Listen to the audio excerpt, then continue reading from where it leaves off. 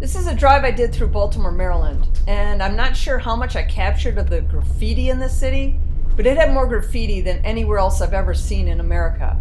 I'm sure there's places with more, but this city has a lot. The population is around 900,000, and it's been declining since the 1950s. And although their population overall is declining, their homeless population is actually rising, especially among younger people. It's 60% black, 26% white, 6% Hispanic, and 3% Asian. And the average age is around 36, which is kind of normal. 18% of the adults are seniors, which is pretty good for a city like this. And the male-female ratio, I always find this odd that bad cities, or cities with bad crime, the male-female ratio is always way off. And in this one, it's 53% female and only 47% male. So there's way more females than males. And a lot of that has to do with like incarceration and, the homicide rates are taking more of the men out than they're taking the females out.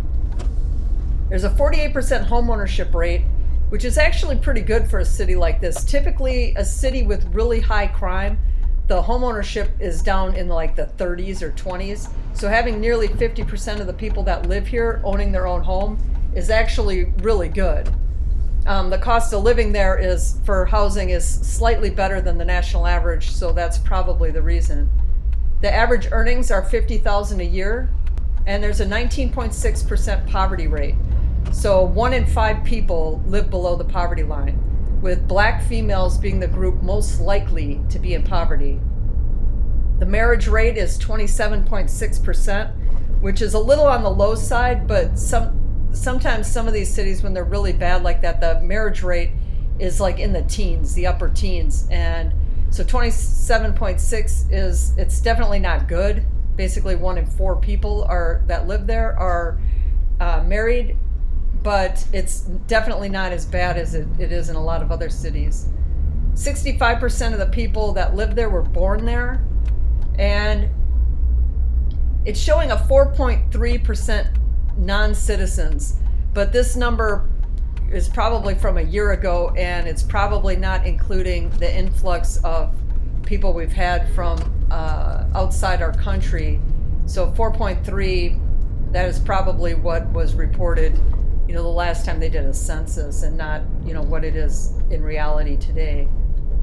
So for the past 10 years, the homicide rates have mostly been in the 50s per 100,000 people, and that's of the highest in the country, being in the 50s. They're one of the worst cities every year for homicides, and they have around 300 to 350 per year, although in 2023 they only had 262.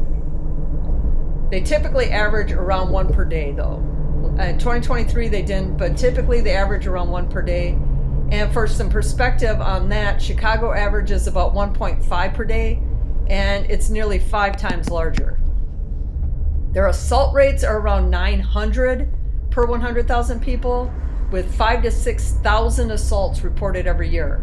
So around 15 assaults reported every day. The theft rate, though, that's where the numbers get really bad for the city. And they're typically around 2,000 to 3,000 per 100,000 people, ranging from 12,000 to 19,000 reported thefts per year, which is sort of on par with Chicago, maybe a little worse. The violent crime there is 320% higher than the national average. And again, that's of the higher cities. When you start getting into I consider something around 100, or even like the upper 80s and 90s, maybe around 100, that to be just regular city bad. When you get in the 200s, it starts getting iffier, and you start getting into 300% worse than the national average, you're in it's just bad territory.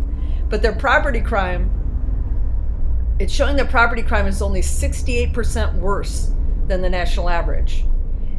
And I just read to you the theft rate of 2,000 to 3,000 per 100,000 people. That is a bad theft rate. and that's only 68% worse than the national average. So that just shows how bad America is when it comes to property crimes. When a city like this, 68%, I wouldn't even consider 68% bad. 68% worse. That's like regular city bad. But this is typically, I would consider it regular city bad. But this is, I mean, they're at 2,000 to 3,000 per 100,000 people. That's horrible. But that's not that much worse than the national average, which means the national average is just, America's just getting really bad. So the cost of living there is right around the national average. So that's good for the people that live there. But the schools are where you see things where you lose kind of hope for the city. Only 23% of the kids in Baltimore graduate proficient at reading and math. And you'd almost argue that number, but I think because you hear so much about how it's only 1% to 2% or 0% with math in a lot of the Baltimore public schools, I'm assuming this number includes like the private schools and basically all the schools in the area, because 23%, although it's extremely low, is a lot higher than I would have expected for Baltimore. So it must include both public and private schools. But basically less than 1 in 4 are graduating proficient at reading and math. And the Maryland average is around 40%.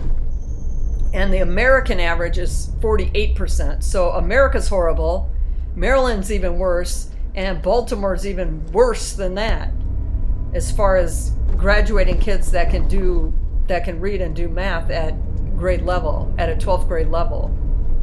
So 80% of the people that lived there completed the 8th grade, and only 78% completed high school. So you have 78%, just over 3 out of 4 that complete high school, and of that 3 out of 4, almost 1 out of 4 is proficient at reading and math. So that's your percent of your population that can read and write at a 12th grade level is extremely low. So I'm going to let the rest of this video play out, and you can enjoy the wonderful views of Baltimore, Maryland. And hopefully I caught a lot of that graffiti for you so you can see just how bad. I mean, the graffiti was the one thing. The garbage and the graffiti were the two things I noticed the most about the city. This city is horrible looking. There's graffiti literally everywhere, on everything. A lot of the stuff is boarded up. A lot of people just roaming around. There's literally garbage everywhere. Like just piles of it.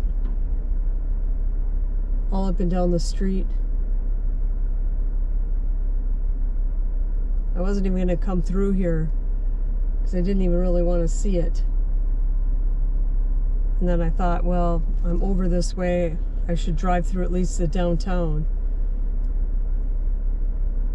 But this is actually worse than I thought it was going to be. There's literally graffiti everywhere. But there, like I said, the homeless population is huge. The graffiti is horrible. The garbage all over the place was really bad. And this is just the downtown area. I didn't even go out into like the city area around it where the houses are and stuff. I stuck mostly to the downtown area, and it's really bad. So enjoy the rest of Baltimore, Maryland.